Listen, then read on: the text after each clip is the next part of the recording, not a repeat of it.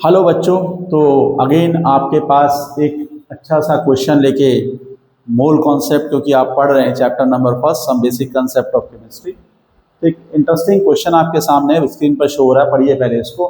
To bivalent metal A and B, एक mixture है हमारे पास जिसमें दो मेटल हैं ए और बी, और उसने क्या कितना मास है 2 ग्राम आपके पास, dissolve in HCl of STP, 2.24 litre hydrogen evolve, find the mass of a. आपको ए का मास बताना है। उसने क्या एक मिक्सचर बनाया है आपने, मिक्सचर में ए और बी आर प्रेजेंट, और मिक्सचर किस में डिजोल्व किया गया HCl में। तो मीन्स ये जो मेटल्स हैं ये एसिड से रिएक्ट करेंगे, और उसने कहा हाइड्रोजन गैस इवॉल्व होती है आपके पास, कंडीशन दे रखी है STP की।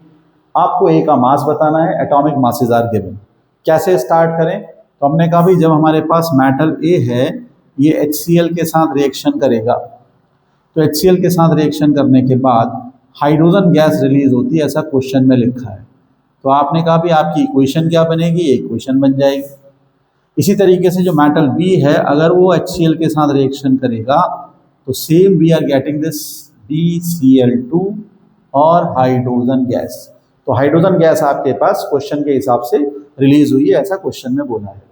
अब आपने कहा भी आपके पास ए कितना है, आपके पास वही तो आपको बताना है मास ऑफ ए।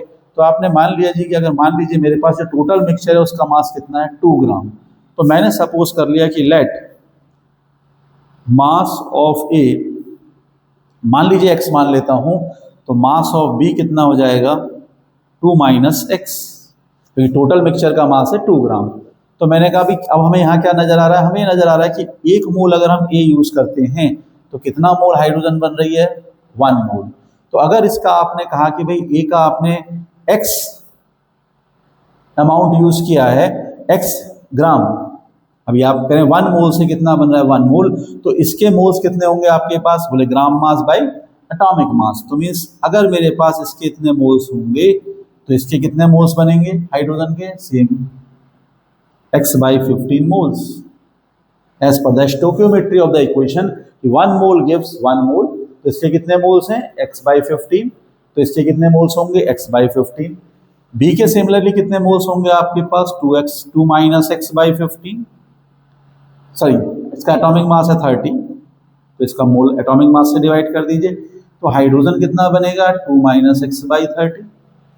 आपके पास ये पता चल गया कि इस प्रोसेस में आपके पास टोटल कितने मोल्स आ रहे हैं, हाइड्रोजन के इतने मोल्स आ रहे हैं। आपका बेसिक एम ये है कि आपको मास ऑफ ए निकालना है, और मास ऑफ ए मींस x की वैल्यू फाइंड करनी है।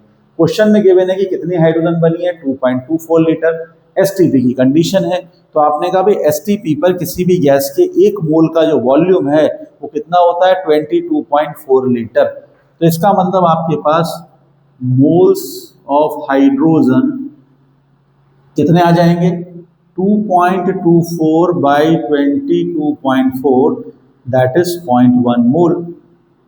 आपने कहा भी मेरे पास इतने लीटर हाइड्रोजन गैस बनी है sir, and as per the data of the question volume of 1 mole of any gas at STP और NTP इज 22.4 लीटर।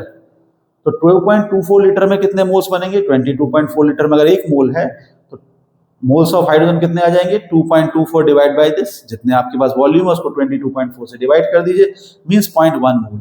अब आपको समझ में आ गया कि भाई मेरे पास जो टोटल मोल्स हैं हाइड्रोजन के मिक्सचर में कितने होंगे, total moles of hydrogen in mixture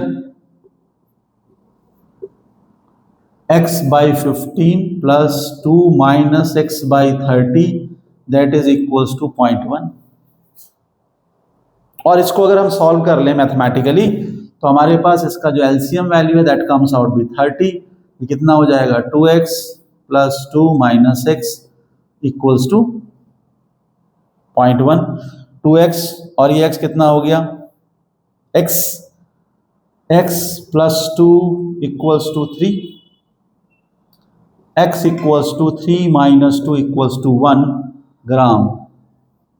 क्योंकि x आपके पास था a, तो उसने क्वेश्चन में आपसे ये पूछा था कि भाई कितना atomic find the mass of a कितना है, तो mass of a is your 1 gram. So that is your answer. So in this way you have to deal this kind of question. Thank you.